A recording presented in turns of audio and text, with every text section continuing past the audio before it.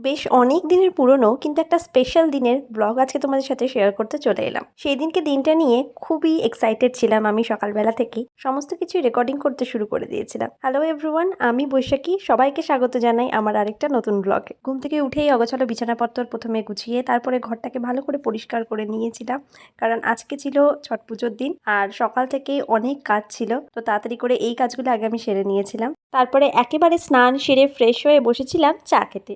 আর চা খেতে খেতে এই সমস্ত যে লাল চুড়িগুলো আছে সবগুলোকে গুছিয়ে নিচ্ছিলাম। আর এগুলো জানো তো সবই আমার শাশুড়ি মা কিনে দিয়েছিল। চুড়ি, মেহেন্দি, নেল পলিশ সব কিছুই গুছিয়ে কিনে দিয়েছিল আর আমিও গুছিয়ে সাজগোজ করে নিয়েছিলাম। এরপর চলে গিয়েছিলাম আমাদের মেন জায়গায়। ব্যারেজে হয়েছিল আমাদের পুজোটা। এই দেখো পুজোর পুরো সেট আপটা। ব্যারেজের উদ্দেশ্যে আমরা তাড়াতাড়ি বেরিয়েছিলাম, কিন্তু রাস্তায় এত জ্যাম ছিল তাই জন্য আমাদের ওখানে পৌঁছাতে কিন্তু 4:45 মতন হয়ে গিয়েছিল। তো দেখতেই পাচ্ছ প্রায় সন্ধে নেমে এসছে।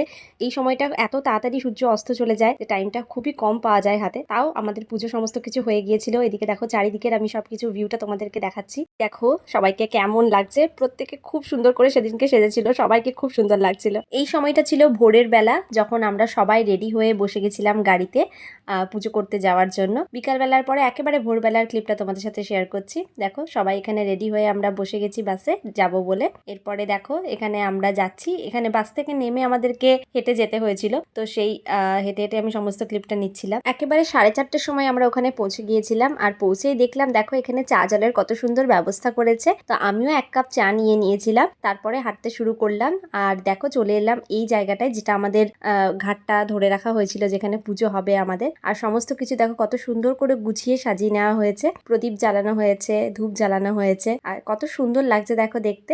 আর এখানে যারা পুজো করবে তারা এখানে বসে অর্চনা করছিল। প্রত্যেক বছর ছট পুজো দেখি, কিন্তু এত ভালো করে কোনো বছরই দেখা হয় না। এটা খুব ভালো একটা এক্সপিরিয়েন্স ছিল আমার জীবনে। প্রথম বছর খুব ভালোভাবে কাটালাম সবার সাথে। চারিদিকে এত লোকের ভিড় আর সবাই এত আনন্দ করছে, মজা করছে, তার মধ্যে এত বোমবাজি ফাটছে। সত্যি খুব সুন্দর লাগছিল দেখতে চারিদিকটা। দেখো তোমাদেরকেও দেখাচ্ছি চারিদিকটা কত সুন্দর লাগছে। লাইটিং করা হয়েছিল, সবকিছু সুন্দর করে সাজানো হয়েছিল। থেকে বেশি যদি কেউ আনন্দ করেছে তাহলে এই বাচ্চারা।